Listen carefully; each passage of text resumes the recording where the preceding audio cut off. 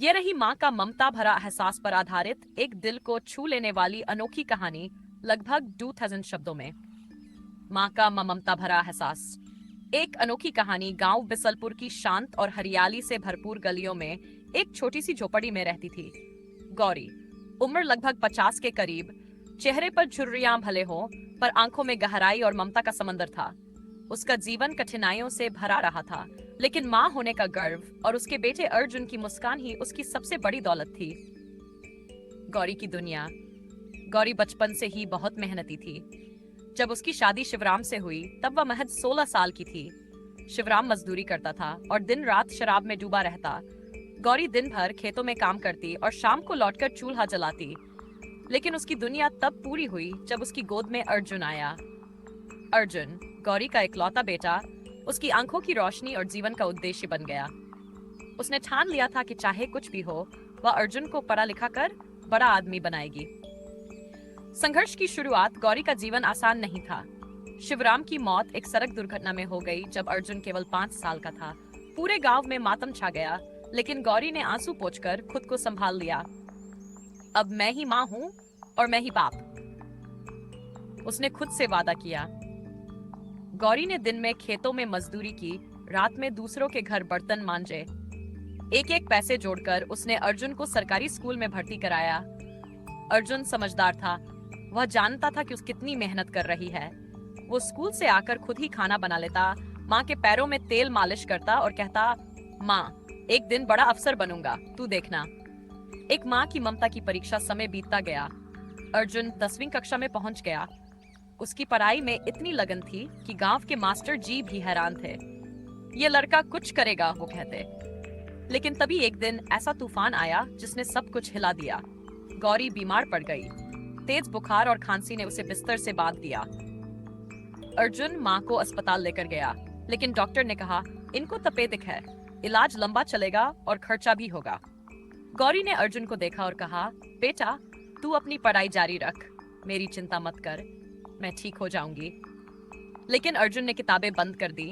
उसने गांव के एक ढाबे में काम पकड़ लिया। दिन भर बर्तन मांजता और रात को माँ के पास बैठकर उसके माथे पर ठंडी पट्टियां रखता। उसकी आंखों में आंसू नहीं थे, बस संकल्प था, माँ को ठीक करना है। त्याग का अर्थ। गौरी ने कई बार अर्जुन से कहा, बेटा, तू स्कूल जा, मैं ठीक हो जाऊंगी। लेकिन अर्जुन हर बार मुस्कुराकर कहता, माँ, तू ही मेरी किताब है, तू ही मेरा स्कूल। एक दिन गांव के प्रधान जी ने आकर अर्जुन से कहा, बेटा, तुम्हारी माँ को सरकारी योजना से इलाज मिल सकता है, बस शहर के अस्पताल में दाखिल कराना होगा। अर्जुन माँ को लेकर शहर गया। इलाज शुरू हुआ, लेकिन साथ में अर्जुन ने शहर में चाय की दुकान पर काम पकड़ लिया।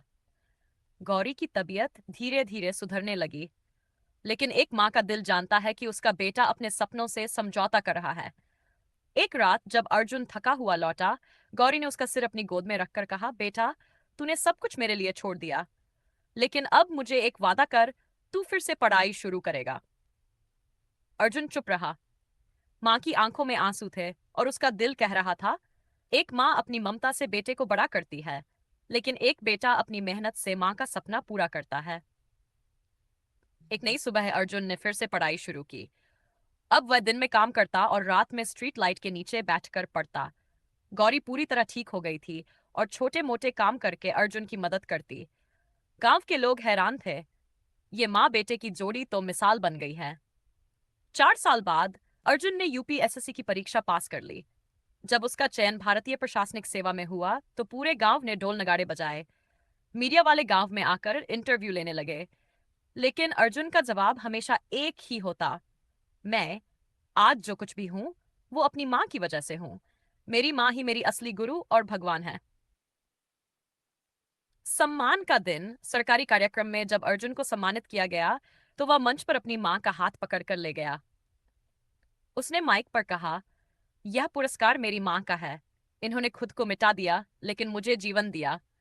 गौरी की आंखों से आंसू झर रहे थे।